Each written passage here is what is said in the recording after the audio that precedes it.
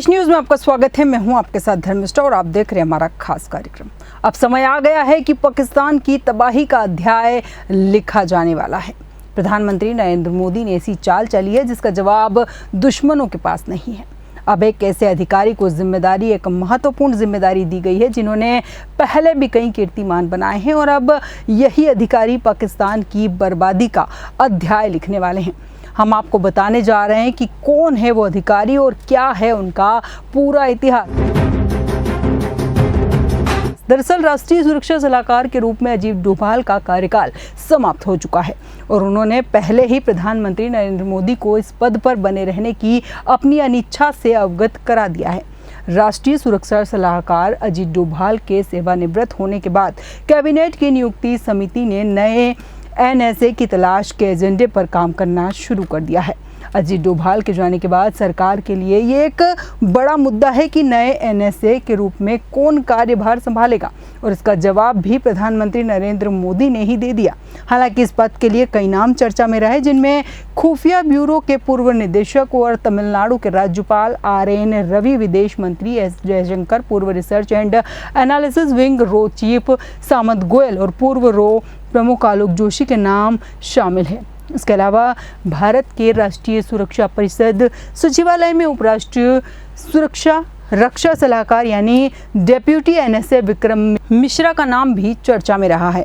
पहलगाम हमले के बाद पाकिस्तान के साथ चल रहे तनाव के बीच मोदी सरकार ने राष्ट्रीय सुरक्षा सलाहकार बोर्ड NSAB में बड़ा बदलाव किया है।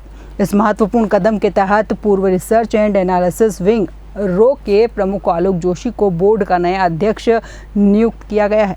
ये नियुक्ति भारत की राष्ट्रीय सुरक्षा को और मजबूत करने की दिशा में एक महत्वपूर्ण कदम मानी जा रही है। आपको बता दें कि राष्ट्रीय सुरक्षा सलाहकार बोर्ड का गठन किया गया है। उसमें मोदी ने एक खास ट्रिक अपनाई है और वो ट्रिक ये है कि भारत की विदेश नीति, भारत की रक्षा नीति और भारत की कूटनीति और उसके अलावा सेना और पुलिस के अधिकारियों को शामिल किया गया है। इससे ये होगा कि देश के अंदर भी कुछ ऐसे लोग हैं जो माहौल बिगाड़ने की कोशिश करते हैं, अब उनकी भी सफाई होगी। अब आपको बताते चले कि जिनके नाम पर देश में चर्चा हो रही है और नए एनएसए के रूप में जिनका नाम लिया जा रहा है वो है आलोक जोशी। आलोक जोशी रोड चीफ रह चुके हैं। 1976 बैच के हरियाणा कैडर के IPS ऑफिसर हैं। इसके अलावा लखनऊ के रहने वाले आलोक जोशी ने JNU से राजनीतिक विज्ञान में मास्टर्स किया है। इसके बाद उन्होंने अपने करियर की शुरुआत IPS के रूप में की और बाद में खुफिया क्षेत्र में अपनी विशेषज्ञता हासिल की। 2012 से 2014 तक भारत की खुफिया एजेंसी रो के प्रमुख के रूप में काम भी किया। इसके अलावा वे 2015 से 2018 तक NTRO के अध्यक्ष रहे। नेपाल और पाकिस्तान जैसे पड़ोसी देशों में संचालित कई महत्वपूर्ण खुफिया अभियानों का श्रेय उन्हें दिया जाता है। उनकी तकनीकी विशेषज्ञता विशेष रूप से साइबर खतरों से निपटने में उन्हें राष्ट्रीय सुरक्षा के क्षेत्र में एक उपलब्धि प्रदान करता है। अब पाकिस्तान में भी उनके बारे में बातें होने लगी है। उन्होंने इससे पहले भी पाकिस्तान में कई बड़े अभियानों को सफलतापूर्वक पूरा किया है, इसलिए उन्हें अब दूसरा डोभाल कहा जा रहा है। आपको बता दें कि NSA हमेशा राष्ट्रीय सुरक्षा नीति और अंतर्राष्ट्रीय मामलों पर भारत के प्रधानमंत्री के मुख्य सलाहकार की भूमिका निभाता है। NSA को भारत के आंतरिक और बाहरी खतरों और अवसरों से संबंधित सभी मामलों पर नियमित रूप से प्रधानमंत्री को सलाह देने का काम सौंपा गया है। NSA सरकार की ओर से रणनीतिक और संवेदनशील मुद्दों की देखरेख भी करता है। NSA सभी एजेंसियां रो, IB, NTRO, MI, DIA, NIA सहित ये खुफिया जानकारी प्राप्त करता है और उन्हें प्रधानमंत्री के सामने पेश करता है। 19 नवंबर 1998 को पद की स्थापना के बाद से नियुक्त सभी NSA या तो भारतीय विदेश सेवा या भारतीय पुलिस सेवा से संबंधित रहे।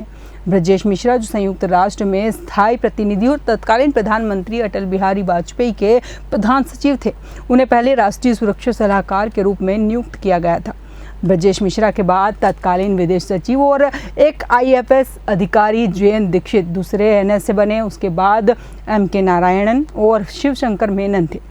जब प्रधानमंत्री नरेंद्र मोदी ने कार्यभार संभाला तो 30 मई 2014 को अजीत डोभाल को NSA के रूप में नियुक्त किया गया।